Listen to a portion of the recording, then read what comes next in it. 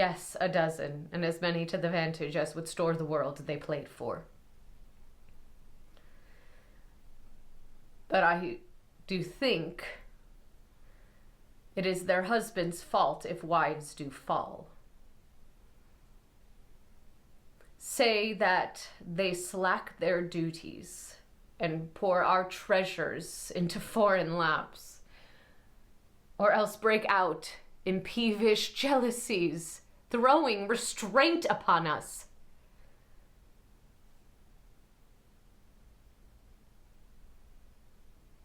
Or say they strike us, or scant our former having in despite.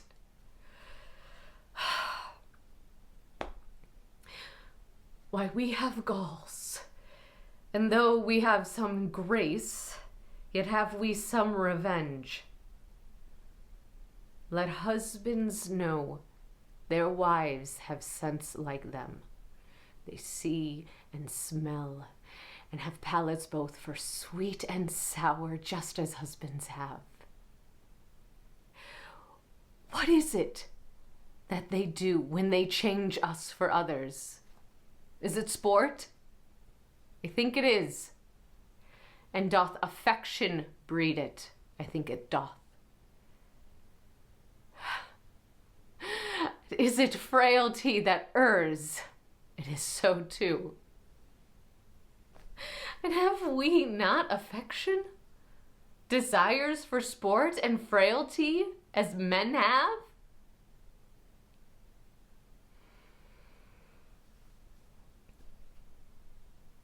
Then let them use us well, else let them know the ills we do, their ills instruct us so.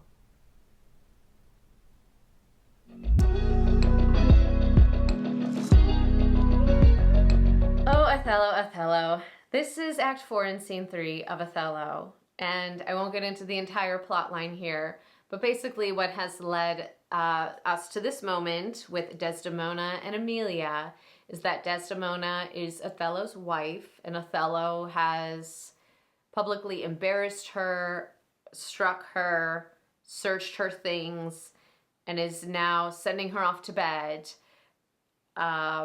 because he has been convinced that she has been unfaithful. They are newlyweds. There was a lot of discord around their marriage. They elope because he is black and she is white, and her father didn't want her to marry him. And Emilia is Iago's wife. Iago is Othello's seemingly right-hand man. He's often says that he is the most honest person he ever knew. But here's the thing. Iago is just straight up straight evil. And Iago is the one who has convinced Othello that his wife has been unfaithful. He's even stolen things to produce as evidence. He is just straight up lying, twisting facts. He really is doing a number on Othello because he doesn't think Othello deserved the position he has, and he deserved it. And also Iago's just like straight up racist.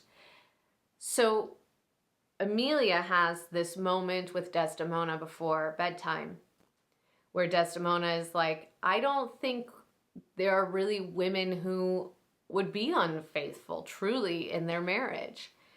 And Emilia's like, yeah, there are, but here's the thing.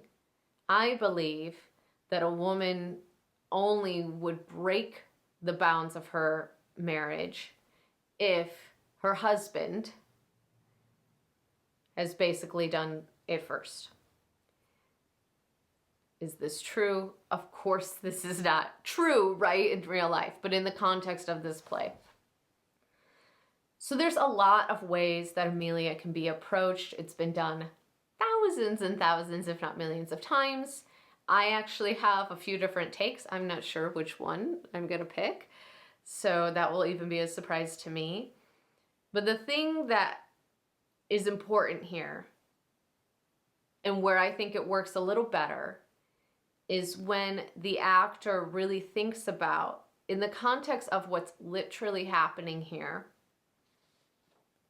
what is it like to be married to Iago, who has proven himself to be a pathological liar, clearly a narcissist, is all smiles and charm, and then just uses people for his own gain with no remorse?